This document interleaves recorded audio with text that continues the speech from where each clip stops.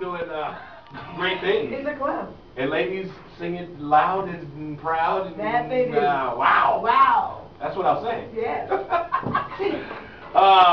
What is your travels from Canada to around the globe? How has it treated you? Oh, I'm truly blessed. I've been able to do so many great things. I mean, like you said, coming from Toronto, Canada, where I'm from, and just, recording the album all over the world, and now, with the album being released, being overseas as well as being here in the States, touring, and and I mean, it hasn't been easy. It's been a lot of hard work. Right. I've been working so hard, but I mean, when great things happen, people love your music, they buy your album, you get a number one record, a Grammy nomination, NAACP award, you get to come down and do a show at the House of Blues in New Orleans, your own show. It's a blessing, and it really makes you feel like all the sacrifice and hard work is really So Canada has become a little hotbed of artists lately, yeah, huh? we've been hot for a while. I mean, like, there's a lot of talent up there. Just right now, there's a few of us that are just hitting all at once. Drake and Cardinal Official. That's right, who are both good friends of mine. Shout outs to them. Okay. Any collaborative works with those guys? Cardi and I have done a lot of work together, actually, in the past. And then Drake and I have also used to do music together too. So now it's just kind of catching up with each other again, so we can do something on our out project, our release project. A lot of folks probably think you just sprung up out of nowhere, but you've been doing this for a minute. Yeah. So what's your story? What is my story? Where did you start? What was your breaking point? And how'd you get here? Okay, this is a really long story, but I'll try to keep it short. So I'm from Toronto, Canada. I met my executive producer for my production company, Title IX, just after high school. And we started developing the project down here in the States. Did a lot of, development work where I worked with a lot of different producers to figure out what it was that I wanted to do, what I didn't want to do, most importantly.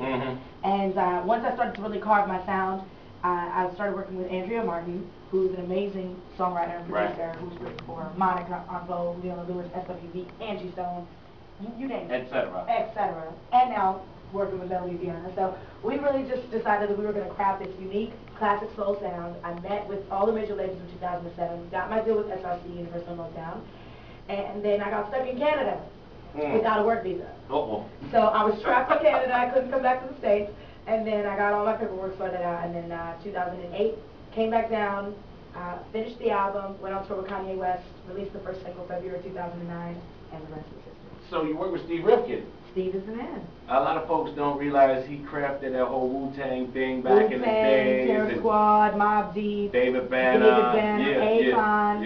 Yeah. It's good folks to work with. Great folks, and the thing about Steve is that, all the labels that I went to, they were really interested, but what Steve had was a passion that matched my own for the project, and what he didn't want to do was change me, and that was why SRC Universal was the best home for me, just because I would have hated to have been at a label where they signed me and then what I put out was not who I was. Now you said you had a list of things you did not want to do with your project. Yeah. Like what are some of those taboo things that you were not willing to do? I was not willing to sing music that was not relative to real life. Things that I couldn't relate to.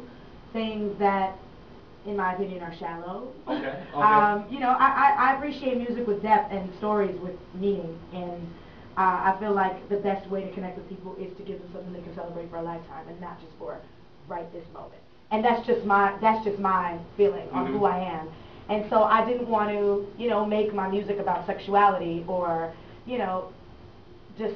And the sexuality thing kind of a gimmick got blown out lately in R&B. It just seems like this is just cool. The rubber band is very stretched right now. Very stretched. It's okay. Sexy doesn't last forever, but classic music does. Say that then. So do you write all of your own material or some of it? 50-50 yeah, or what? Definitely. I'm definitely a writer. I have my own publishing deal. I've written on this album absolutely for myself and for other artists like Rihanna as well.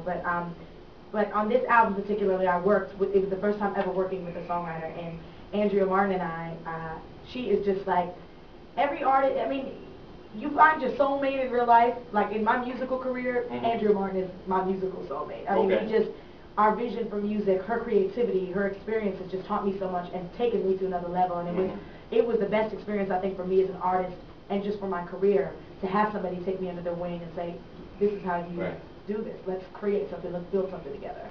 And I always feel two great minds are better than one. So. Good. Got Melanie Fiona in studio. I was watching some video clips you, like, actually before It Kills Me dropped. Yeah. I guess that was when you were here in November or maybe it was in October or something like that. Yeah. And I saw you doing a lot of stuff with some school kids. Oh, yeah. So you working with them to teach them the business or? Well, you know, I did like a college run, and I feel it's very important as an artist that you have to give back. And one of the most important things I always feel is to keep it real with these people who are interested in the music industry. You know, I do a lot of things with Grammy U Foundation, and I'm always open to answer questions about the music industry just because I always feel like you cannot come into this industry blinded. You cannot come in, you know, knowing, you know, with the smoke and mirrors right. and think that that's what it is. There's so much more to it. It is a business. You need to educate yourself. So it's very important for me to be able to give that back. Now, It Kills Me. It Kills You. The single. The single. Women have gravitated toward this song. Tell me about the thought process when you devised this piece of art here. Piece of art. Well, how can I put this lightly?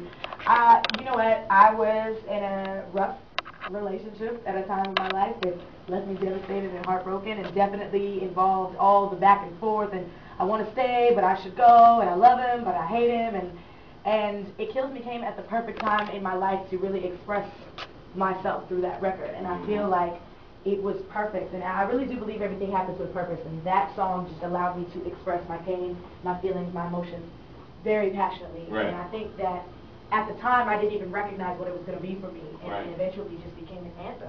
And women, I think, like it because it's real music, it's like real. You said. They have experienced it. It's real music. Some fellas too. And there's two sides to this story. Because you have the women who are like, oh my gosh, girl, you're singing my song. This is what I go through. Then you have the guys that are like, aha, I got to her like that. So there you go. And then you've got a bunch of people who are like, well, this song is very, you know, it's weak. It's a weak song. And my counter to that is that you're not always strong in life. You're going to go through things that are going to break you down to build you back up. Right, and It Kills Me is definitely that vulnerable situation that people sometimes are afraid to talk about and afraid to admit that they've been through.